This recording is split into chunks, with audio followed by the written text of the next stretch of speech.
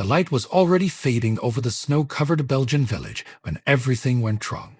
Behind a stone farmhouse, a German lieutenant stood in the middle of what he believed was the greatest stroke of luck of his war. Less than 30 minutes earlier, nearly 90 German soldiers had been prisoners, disarmed by American paratroopers.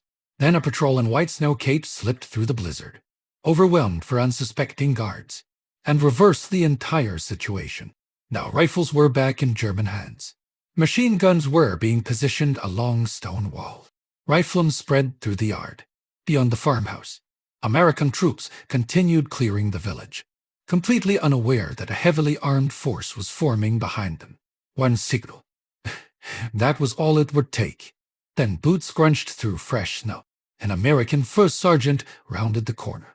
He was barely 5'5", small enough that nobody would mistake him for the most dangerous man in the village. A Thompson submachine gun rested casually over one shoulder. His eyes swept the yard once, for American guards kneeling, 90 armed Germans, and officers striding toward him. The lieutenant slammed an MP-40 into the American's stomach and screamed for his surrender. The American didn't raise his hands. He laughed, not nervously, not defiantly. He laughed as if the entire scene were absurd. 40-5 seconds later, the German officer would lie in the snow. More than 20 of his men would be dead beside him. Dozens more would be wounded. The survivors, still outnumbering the Americans many times over, would throw down their weapons and surrender. The laughing soldier was First Sergeant Leonard Funk, Jr., of the 508th Parachute Infantry Regiment, 82nd Airborne Division. To understand why he laughed instead of surrendered, you have to leave that Belgian farmyard behind and travel back to western Pennsylvania. Leonard Alfred Funk, Jr. entered the world in August 1916 in Braddock Township, a steel town where the sky glowed orange every night from blast furnaces. The mills never truly slept. Everything smelled of coal smoke, molten iron, and hard labor. He never looked like the men around him. Small, quiet, thin, in a town where strength was measured by the weight a man could lift. Leonard rarely drew attention. Then the Great Depression arrived. Steel production collapsed. Jobs disappeared almost overnight. Families that had always believed hard work guaranteed survival suddenly found themselves waiting in unemployment lines. When Leonard graduated high school in 1934, opportunity had become a luxury. He found work doing clerical jobs, ledgers, files, paperwork, invisible work performed by invisible people. It wasn't glamorous, but it taught habits that would quietly shape the rest of his life: discipline, patience, attention to detail, and the ability to remain calm while others hurried. No one imagined those habits would someday save dozens of lives. In June 1941, before America officially entered World War II, Leonard received his draft notice. Army doctors looked him over. 5'5", about 140 pounds. Clerk. There were easier places for men like him. Instead, he volunteered for one of the newest and most dangerous experiments in military history. The airborne. At the time, parachute infantry sounded almost ridiculous. Fly soldiers over enemy lines, throw them from airplanes, scatter them into a hostile territory carrying only what they could strap to themselves, then expect them to fight. Even many senior officers doubted it would work. The Army solved that problem by making every paratrooper a volunteer. Jump school became a machine designed to eliminate hesitation. Exhausting runs, punishing obstacle courses, tower jumps, relentless instructor. Every day someone quit. Then came the aircraft. Standing inside a C-47 transport with the side door open was unlike anything most recruits had ever experienced. Wind screamed through the cabin. 1,200 feet below stretched the earth. Every instinct demanded one thing: stay inside. When the green light flashed, Leonard stepped into empty air. Like thousands of others before him, he discovered something important. Courage wasn't the absence of fear. It was choosing movement while fear still existed. By late 1943, the 508th Parachute Infantry Regiment joined the veteran 82nd Airborne Division in England. Among the young paratroopers, Leonard stood out, not because he was loud, because he rarely shouted. He never tried to impress anyone. When confusion appeared, his voice became calmer. When plans changed, He adjusted without panic. Leadership arrived naturally. By spring 1944, he wore sergeant's stripes. Then came June 6. The aircraft carrying the 82nd Airborne crossed the English Channel shortly after midnight. Their mission formed the invisible half of D-Day, while thousands of Allied soldiers stormed Normandy's beaches. Paratroopers would land inland, seize roads and bridges, and prevent German reinforcements from reaching the coast. Then the anti-aircraft fire began. Green tracers climbed into the darkness. Explosions rocked transport planes. Pilots scattered to survive. Formations dissolved. When the jump lights turned green, thousands of American paratroopers leapt into chaos instead of carefully planned landing zones. Leonard hit the ground alone.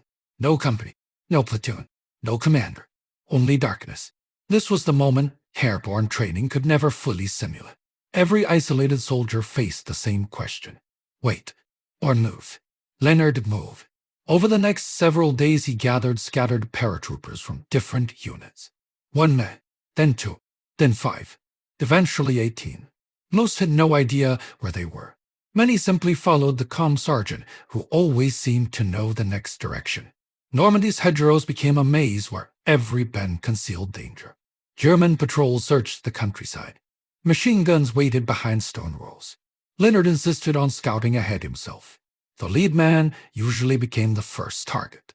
He accepted that responsibility without discussion.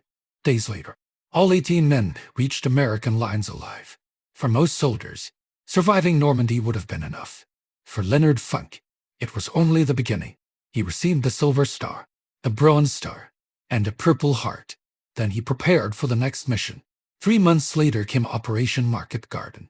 If Normandy had been confusion, Holland was ambition. Thousands of Allied aircraft filled the September sky, carrying the largest airborne force ever assembled. The plan depended on speed. Bridge after bridge had to be captured before German forces could react. Leonard landed successfully with Company C. Almost immediately another danger appeared. German anti-aircraft guns opened fire not at fighters, but at incoming gliders. Those slow wooden aircraft carried artillery, ammunition, medical supplies, and reinforcements. Every minute the guns remained active meant more helpless men dying before they even reached the ground. Leonard looked at the position. Around 20 German defenders. Multiple flak guns. He had only 3 other soldiers. Military doctrine recommended overwhelming numbers against prepared defenses. Leonard ignored doctrine. He attacked. The 4 Americans stormed directly into the gun position before the Germans could organize. Seconds mattered. Aggression became surprise. Surprise became momentum. Within minutes, the position fell silent. Above them, the gliders continued landing safely. The Distinguished Service Cross followed. Still, Leonard never behaved differently afterward. He remained the same quiet first sergeant who simply moved on to the next assignment. None of his men realized the defining moment of his life still waited ahead. It began in December 1944, when Hitler launched one final gamble through the frozen forests of the Ardennes. The Battle of the Bulge shattered the illusion that Germany had already lost.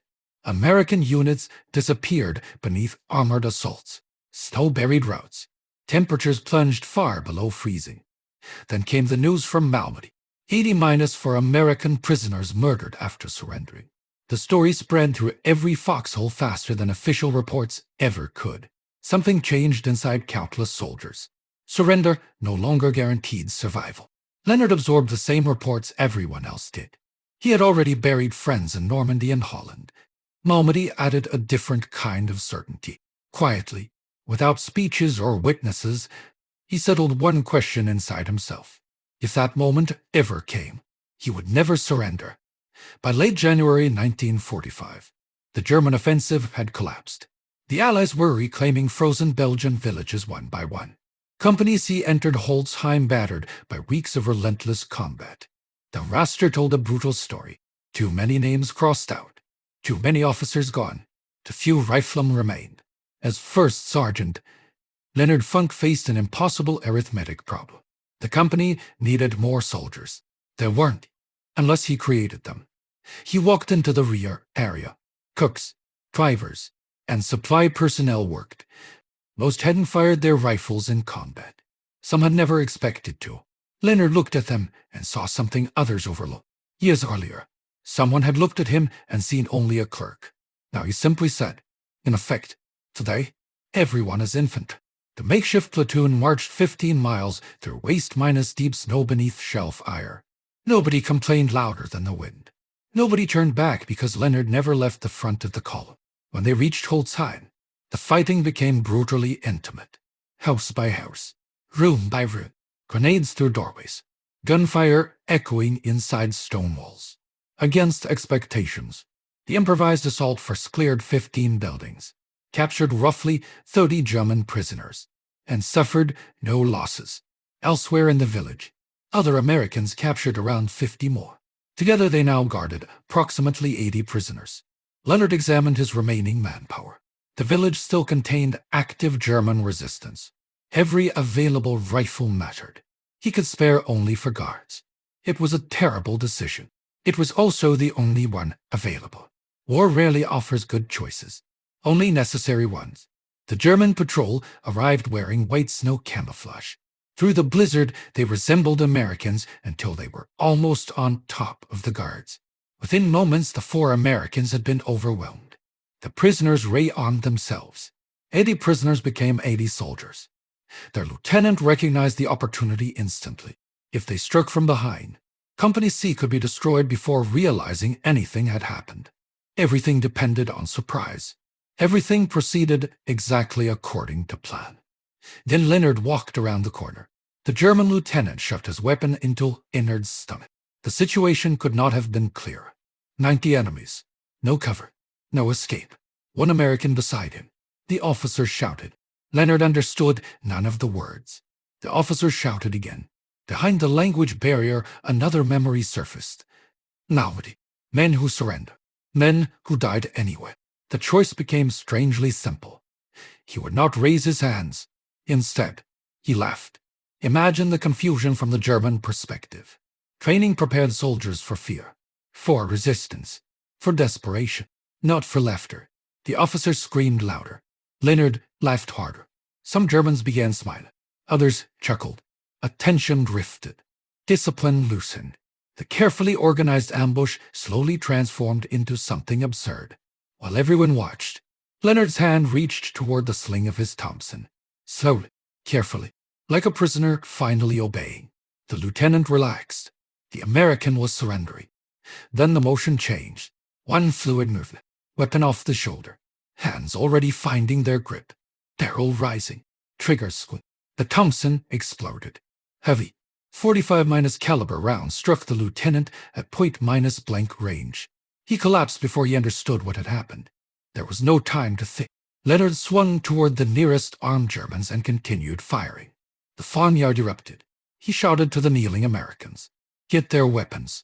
The 4 guards lunged toward fallen rifles. Suddenly the Germans faced fire from multiple directions instead of one. Leonard's magazine emptied. For an instant, silence, the most dangerous instant of his life.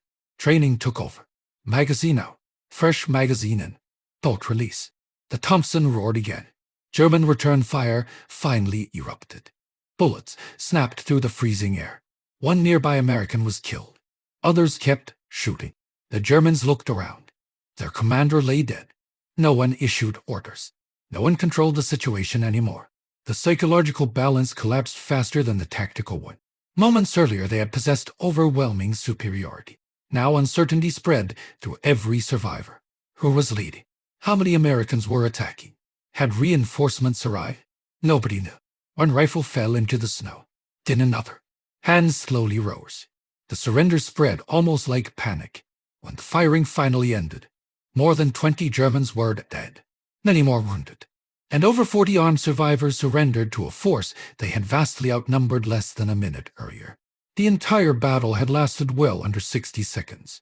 Standing amid drifting smoke, Leonard reportedly looked across the shattered farmyard and muttered with complete disbelief, "That's the stupidest thing I've ever seen."